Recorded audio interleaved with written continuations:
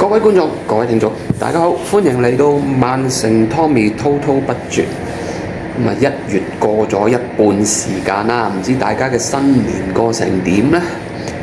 咁呢，嗱有兩件奇怪事或者係咯，喺我揸巴士嘅時候遇到嘅，咁啊想同大家分享下啲工作嘅生活點滴啊！咁啊，喜歡嘅朋友請你繼續睇落去，幫手睇廣告睇到尾。嗱，其實又唔係啲咩奇怪事嚟嘅，只不過係一啲工作嘅生活點滴啦。話說有一日呢，我就揸條都係啲鄉郊嘅路線啦。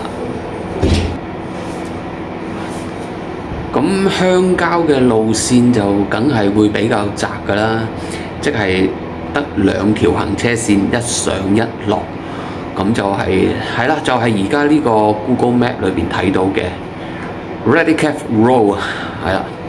咁啊，其實都幾靚嘅，側邊係一啲牧場啊、草原啊、養馬養羊嗰啲嚟嘅。咁話說係咩呢？咁我揸住部單層巴士啦，咁去到一個小小嘅彎位啦，就遇到對頭車喎。嗱，咁大家都睇到呢幅 Google Map 嘅圖片啦，咁嗰條路咧就真係相當之窄嘅。咁我哋一部單層巴士行，即係無論係邊一邊嘅路線都好咧，就啱啱好唔使過界嘅，都可以過到嘅嗰啲路。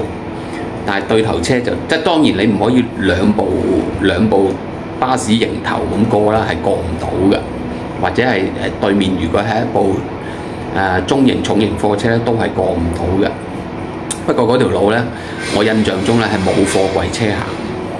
咁好啦，嚟到呢個彎位嘅時候咧，咁對面就有部 A 仔喎，即係 Benz 嘅 A， 不過唔知咩 number 啦，即係 A180啊，定係 A250嗰啲 hatchback 嗰啲車私家車啦。佢就好貼我，同埋我目測佢個速度都幾快，咁啊喺我側邊擦過，咁我聽到少少聲，咁我心諗，係咪瀨咗嘢咧？咁跟住我就即係慢慢停低一邊啦，即係其實都冇一邊嘅，一停低就阻住條路。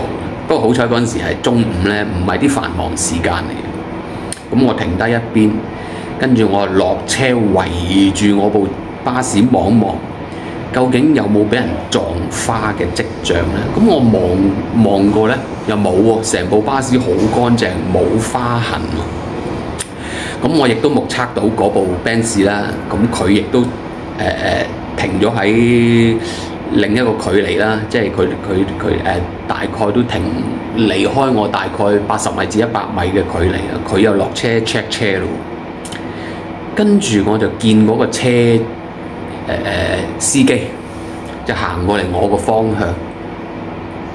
咁既然佢行緊過嚟，咁我梗係唔行過去㗎啦，因為個距離都有一定嘅相當嘅距離嘛。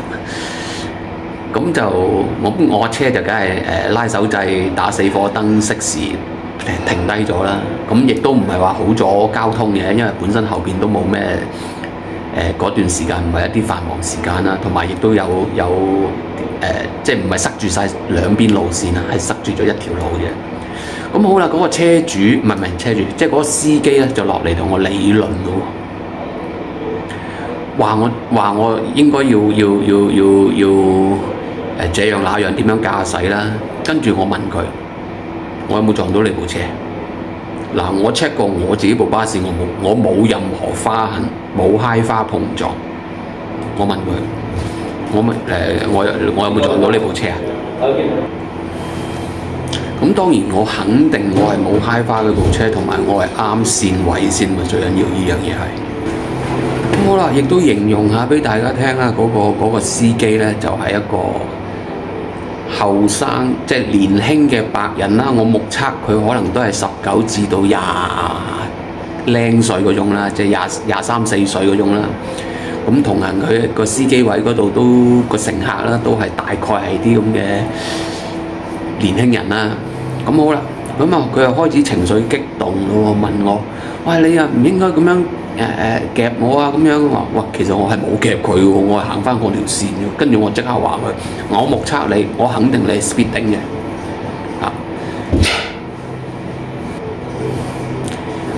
跟住佢就話因為你架車嘅出現啊，我啊揩咗佢，即係佢自己話，佢啊揩咗佢套拎落去個石壆度啊，咁啊揩花碰撞咗啊。我話跟住我問佢，咁關我咩事？然之後我再問佢，好啊，既然係咁，不如因為喺英國撞車咧。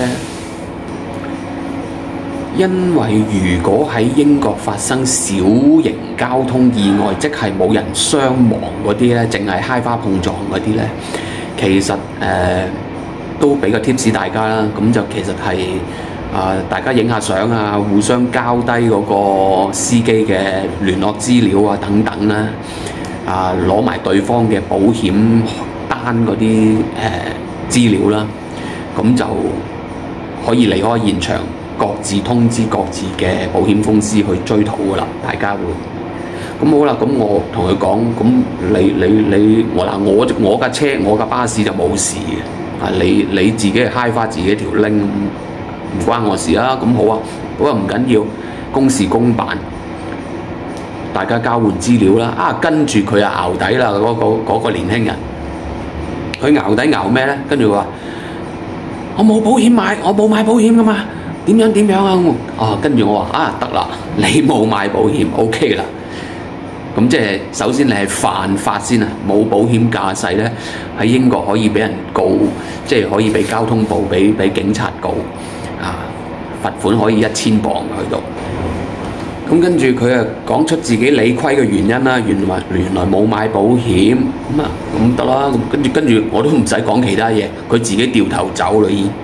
自己主動轉身走啊，因為自己知道自己理虧，咁算啦。咁我部巴士又冇揩花碰撞各樣，咁佢嘅車離我咁遠，我費事特登跑上去影佢車牌啦。如果唔係，我真係想影佢車牌，跟住向曼城警方督呢個車牌出嚟嘅。咁好啦，呢件事其實就咁完咗噶啦。咁所以即係如果大家各位觀眾聽眾係喺英國嘅。而又有揸車嘅，咁有陣時真係要提高警覺啦。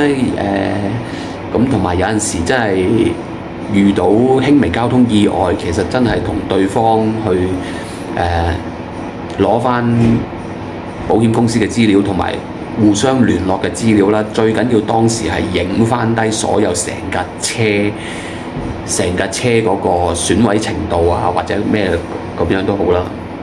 咁事後我都離開現場啦，揾個安全嘅地方泊低架巴士，然之後再重新將架巴士由頭到尾360度，唔使360度，因為一半車啫嘛，牽涉嘅範圍，自己拍咗條 video 留低喺自己嘅電話度，然之後翻到巴士公司嘅時候呢，就同巴士嘅職員，即係同啲 manager 匯報啦。我話我頭先發生啲咁嘅事，遇到啲咁嘅嘢，咁我就部車係冇揩花過嘅，只不過對方咧就這樣那樣啦，又話自己冇買保險啦。咁 in case of anything 啦，咁就我自己同巴士公司寫翻低一份written report 翻時間地點發生咩事，結果怎樣。做翻一個叫做文字上嘅記錄，同埋最緊要咧，我哋公司會儲起理論上會儲起當時嗰刻嘅車 cam， 以備日後有任何不時之需。咁所以我呢個行為都係保護我自己啦，係咪先？喺影片嘅開頭，同大家講有2件事發生，呢件事係第一件事完結咗啦。咁究竟第2件事係咩呢？請大家收看下一集 Part 2。今集嘅曼城 Tommy 滔滔不絕，暫時嚟到呢一度。喜歡嘅朋友請幫我 like、share、subscribe and comment。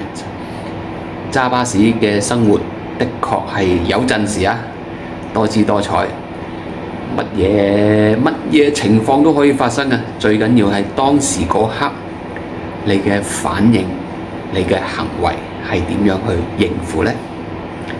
多謝晒大家，今集嚟到呢度，拜拜。